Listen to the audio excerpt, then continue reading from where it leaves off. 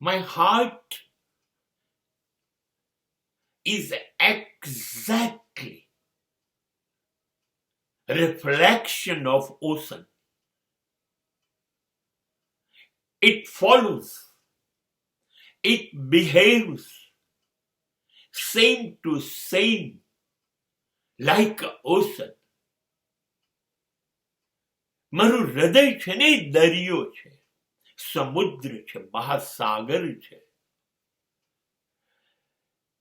મારું હૃદય દરિયાને ને સાગરને અનુસરે છે, એની જેમ જ વર્તે છે.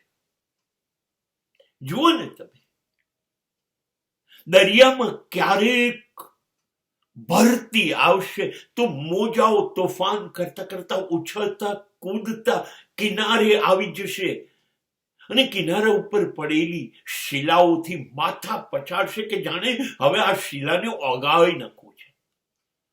જો દરિયામાં તોફાનો ઉઠે છે, મોજા, અને પછી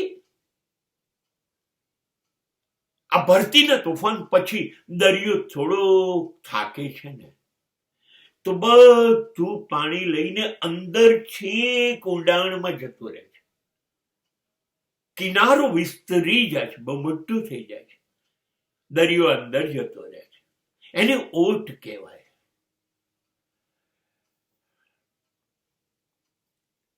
અને ક્યારેક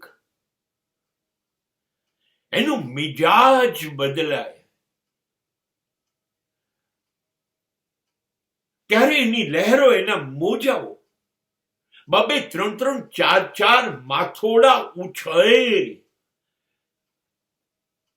25-50 ફૂટ જેટલું એનું મોજાઓ ઉછળે, તોફાન કરી મૂકે.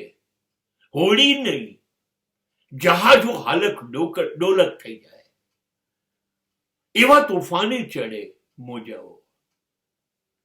બસ મારું હૃદય પણ એવું જ દરિયો છે.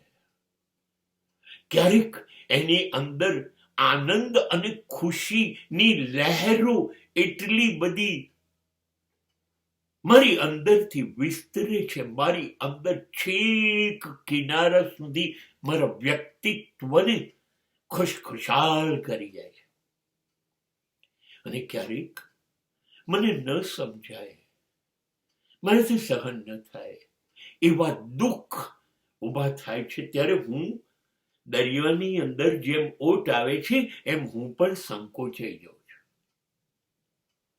દુઃખથી સંકોચાઈ જાઉં છું અને દરિયાની જેમ લહેરોથી કિનારા સુધી નૃત્ય કરું છું.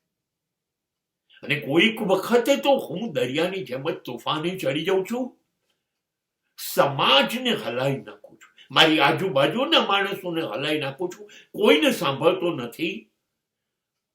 અને મારી અંદર ઉઠેલું આ તોફાન ગમે તેટલી બરબાદી કરી શકે, ડરતો નથી. તોફાને ચડ્યું છું ત્યારે હું મારા કાબુમાં રહેતો નથી અને મારી આજુબાજુ સાર્વત્રિક ચારે બાજુ નુકસાન કરી નાખું છું.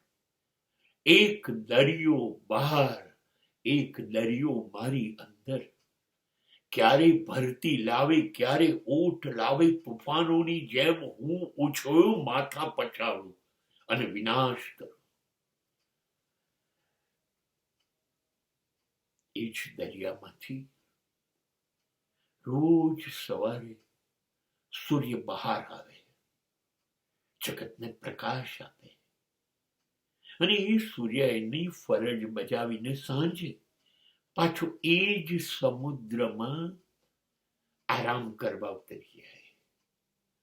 એમ મારું જીવન પણ ક્યારેક પ્રકાશમય થાય છે